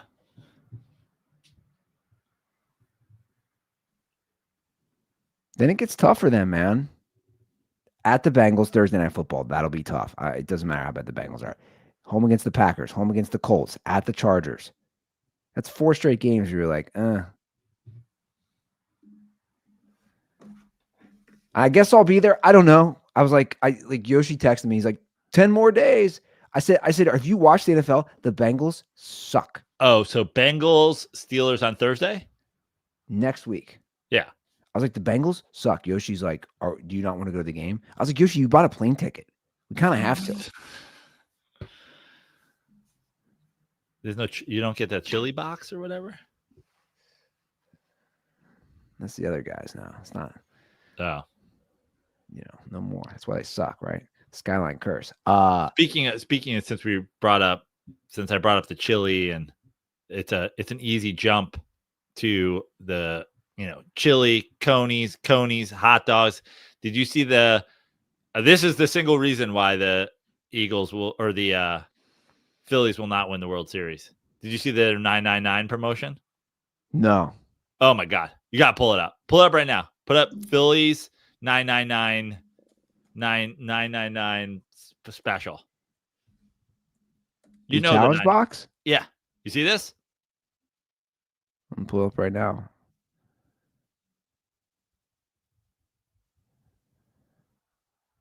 Nine hot dogs and 9 beers over the course of 9 innings of a game. Yeah. Are they basing the hot dog size on the penis of every Philadelphia fan? It's not a 999 special if you do fucking cocktail wieners and the size beers you get when you do a flight at a brewery. This is the saddest fucking loser shit I've ever seen. They're like, well, the 999 challenge, 9 sips of beer, 9 bagel bites of hot dog in 9 days. Let me pull this up here. Well, it's tough to tell from the. Bro, those are mini wieners and those are mini beers. Also, it looks like it might be AI, so I don't even fucking know. That's what I'm saying.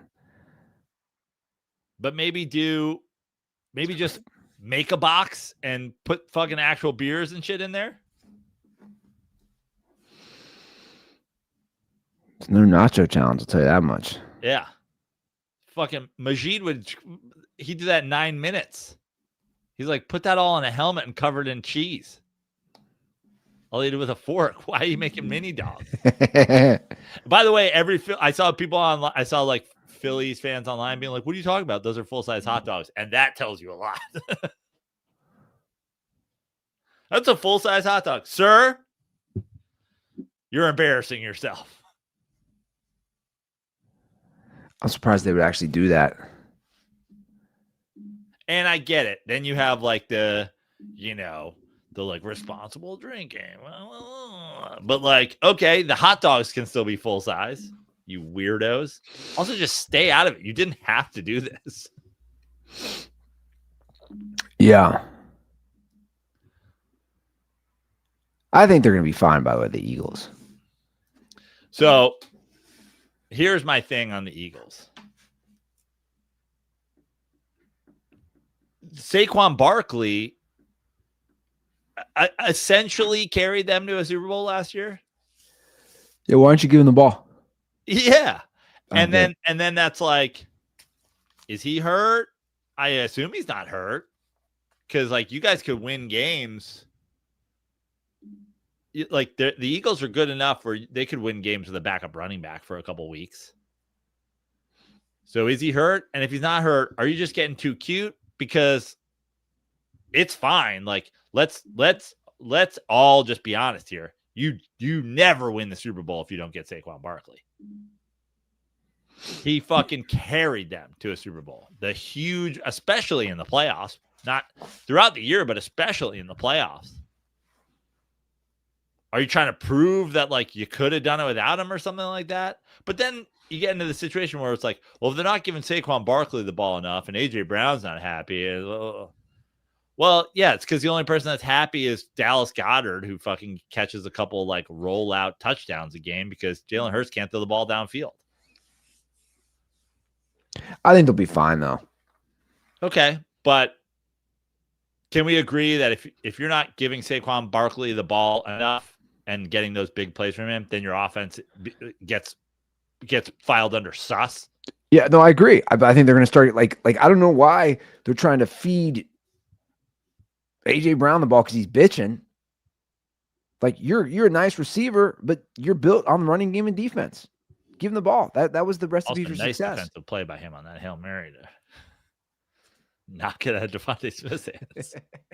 He's like, not on my fucking watch. Oh man. I mean, it's going to be interesting in a lot of these divisions. Like you look now, the Broncos are 3-2. Again, if the Chiefs win tonight, them and the Chargers and the Broncos are 3-2.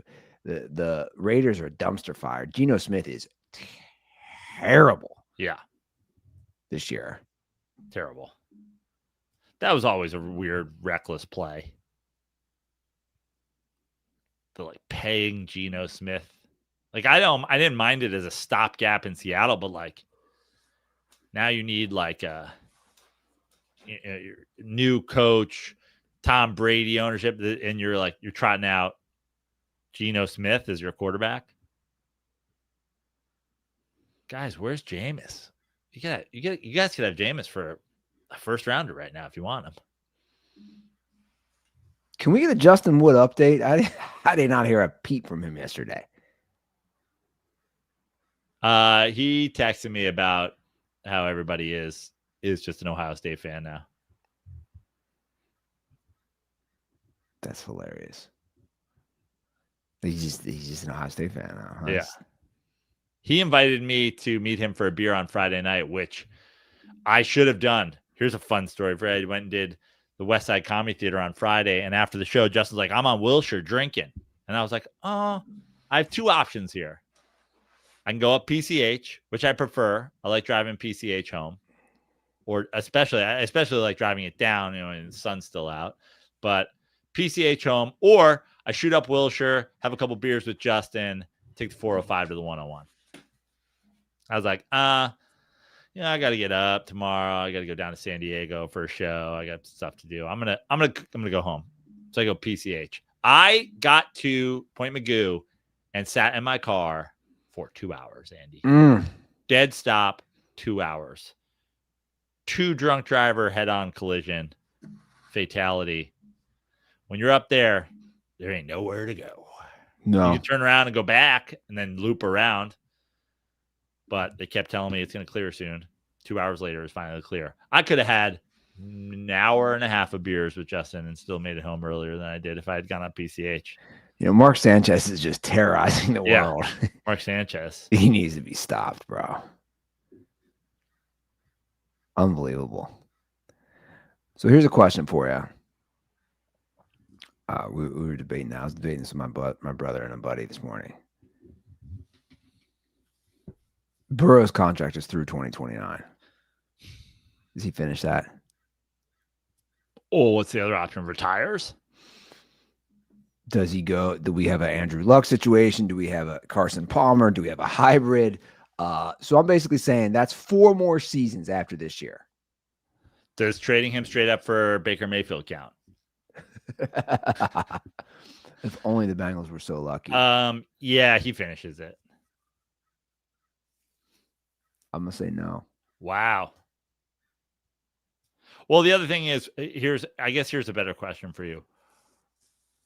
When does the guaranteed money, like, when are they done guaranteeing? Because then there's also the like cut him and move on move once the money's not guaranteed anymore. Obviously, yep. I don't think that they would cut him and move on, but like, it is the Bengals. I'm looking. He has a no trade clause. Yeah. I'm looking at Spotrac. I'm saying yes. That's what, 4 seasons left? 4 26, more years. 27, 28, 29. I say yes, but it's crazy because for any other franchise, you'd be like, obviously.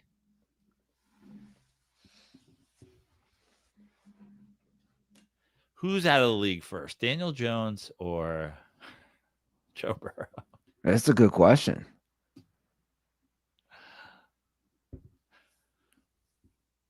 I mean, that's why I say it's like the injury thing is real.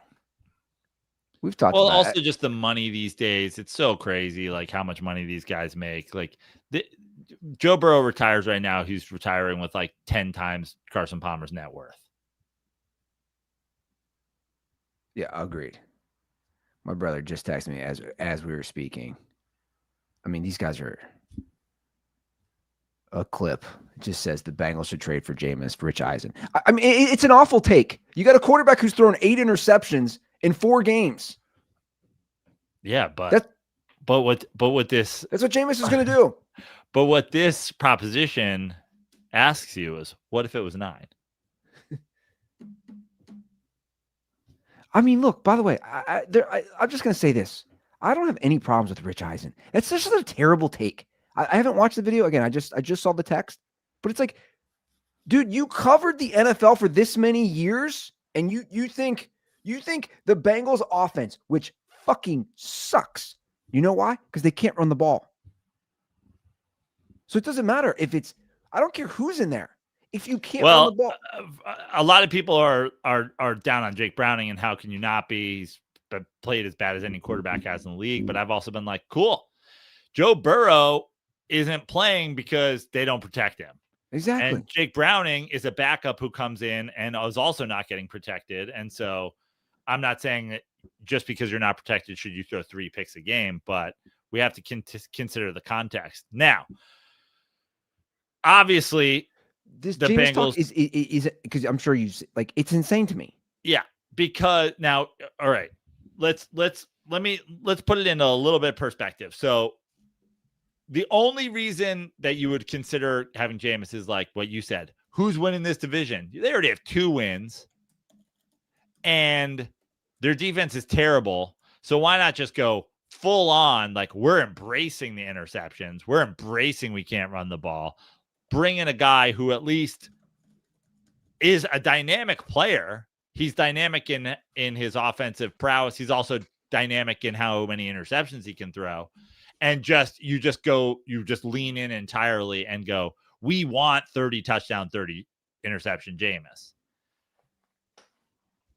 But like, it's a ludicrous play. It's here's my thing. As critical as I have been, like on all fronts, the team just sucks.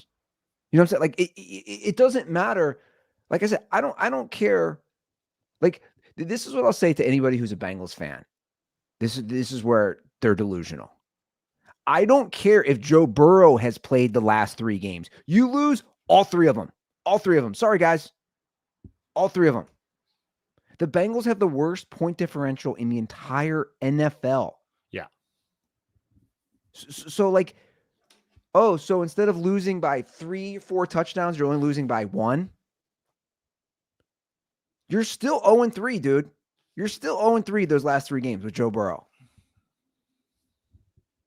Like, I don't know. It's you've talked about it, and it's true. The model for building the roster has been there.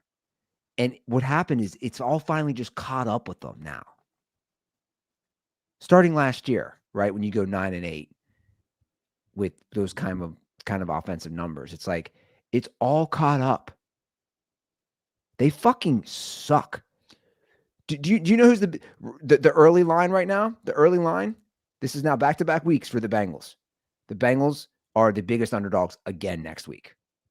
They're 14.5 at Green Bay. Now would I lean in maybe on the Bengals on that because it's me? That's a backdoor cover all over it. Yeah, but Joe, my point, right? And I'm sure you're going to agree. Packers what?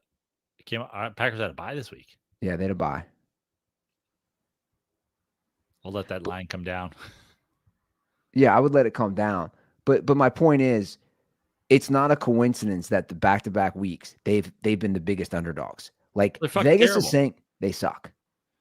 Well, listen, I'm trying to make like a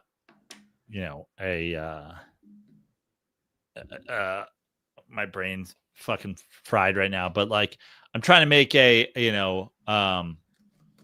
if you think about where the Bengals are at right now, right? Think about it this way. Okay. You're locked out of your house. The Bengals right now are locked out of their house. And they're like, oh, well, Joe Burrow's the key, but I left the key in my fucking car, which is parked like 2 days away. Like, my girlfriend's going to be back from vacation with my key in next year. So I guess I could sleep in my yard all year. That's an option. Now they're trying Jake Browning. Jake Browning is like checking the windows. Are all the windows unlocked? Anything unlocked? No. Okay. Then you could try going in. It's like, is one of the upstairs? Should I climb on my roof? Should I climb up a tree and try the window? Suggesting Jameis Winston is just like, well, I could throw one of my lawn chairs through the window, and then at least I'd be inside my house. And it's like, yeah, but now you have a fucking. You could also get a locksmith here for $200. Now you got to replace a window for $800. Like, what are you doing? It drives me crazy. I don't know how many years we're going to see this, where they're like, bring in Jameis. Guys, if Jameis Winston was good, he'd be an NFL starter. Right. 32 teams have agreed he's not an NFL starter across the fucking board. Okay. Second point with Jameis. Jameis gives you 0. He raises your percent chances of winning the division by 0%. He potentially lowers your draft position. It's literally a lose-lose.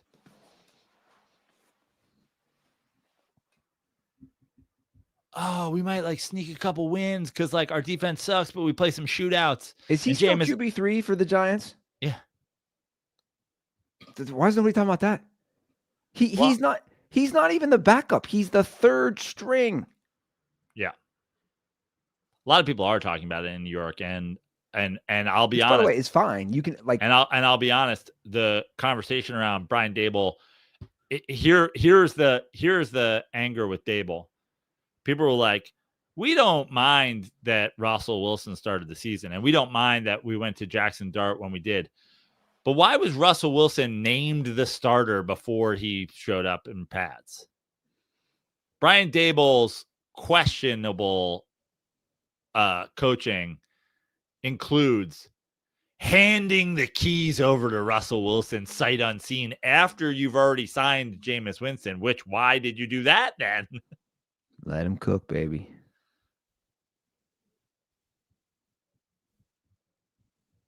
And also, why don't you want Russell Wilson? Why is Rich Eisen calling for the Jameis Winston and not the Russell Wilson?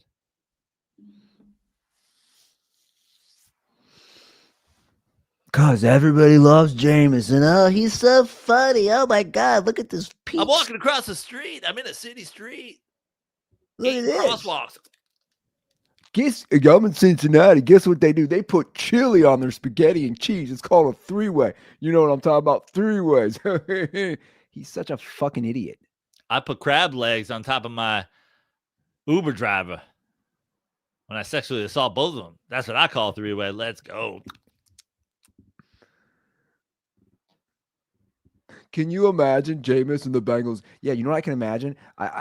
I've just been seeing those visuals of Jamar Chase's face the last few weeks, just disgusted. That's what I see. I see Jamar Chase disgusted, being like, dude, you threw another pick 6 when I was wide open. These people are delusional. I'm here for it, though. If you guys would like him, I'll trade him to the Bengals for one of those mini Philadelphia hot dogs, one of those fully erect Philly penis hot dogs. It's just, again, it's the same thing that I just said. It's like, I don't get he gets brought up every year. He's not funny. He's a dork. Like I don't know. I just like, okay, we talk and we can like look ahead, sneak peek, swaggy or autistic. Like, I don't even know what Jameis is. I mean, he's definitely water boy autistic, but like, yeah, he's sling blade autistic. Yeah, I mean, he's what's the movie with Leo? What's the movie with Leo DiCaprio and What's eating Gilbert Grape? Yes. James Winston is retarded. Is that what we're naming the episode? Because I don't think we can do that these days. No, I already got Baker versus everybody. Oh, I love it.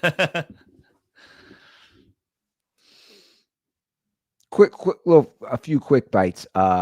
Chargers, get your shit together. Now, you said you said you're not worried at all about the Eagles. Eagles will be fine. But did Washington show you anything with the Chargers win? 27 unanswered, man. Did they win 27-10, or am I just making things up? I don't know, but they handled their business in LA. Yeah. Yeah, 27-10, 27 unanswered. Yeah.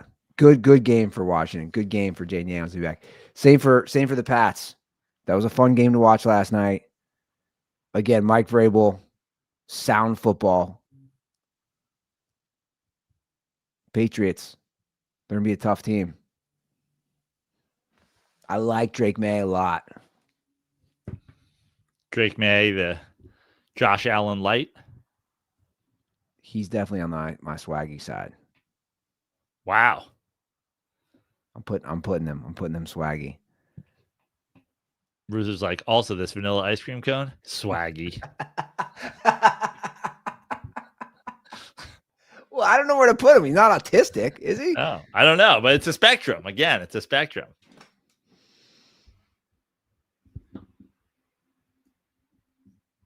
I think they make the playoffs. Yeah, well, it's like if you go through it, we can't even decide who's going to win the AFC North. So we know one team's making it out of the AFC North. One team, yeah. Probably only the Colts from the AFC South. We think two teams make it from the AFC South. You like the Jags? You like the Jags up in there? The Texans, I don't know. Texans, okay. Here's the thing: Texans have a defense, so that could be one of those teams where they reel off some wins because they're not giving up points.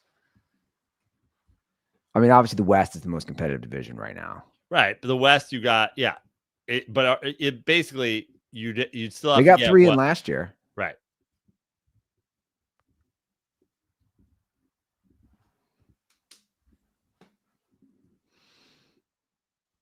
We'll see. There's some fun teams.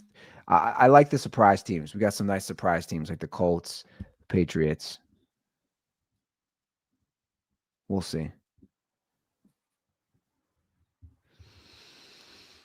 All right. We do have a hotline, guys. 859-832-0478. You can follow me on all social media at Joe Prano. Got a bunch of shows coming up. JoePrano.com for shows. I'll be up in Tahoe in a couple of weeks for the Boys and Girls Club tournament and a show up there. I'll be opening for Jay Moore at Comedy Magic on October 16th. Speaking of Jay Moore, if you're listening to this episode, it's a Monday episode of Dirty Sports. Is a fairly good chance you're listening to it because you're a Substack subscriber.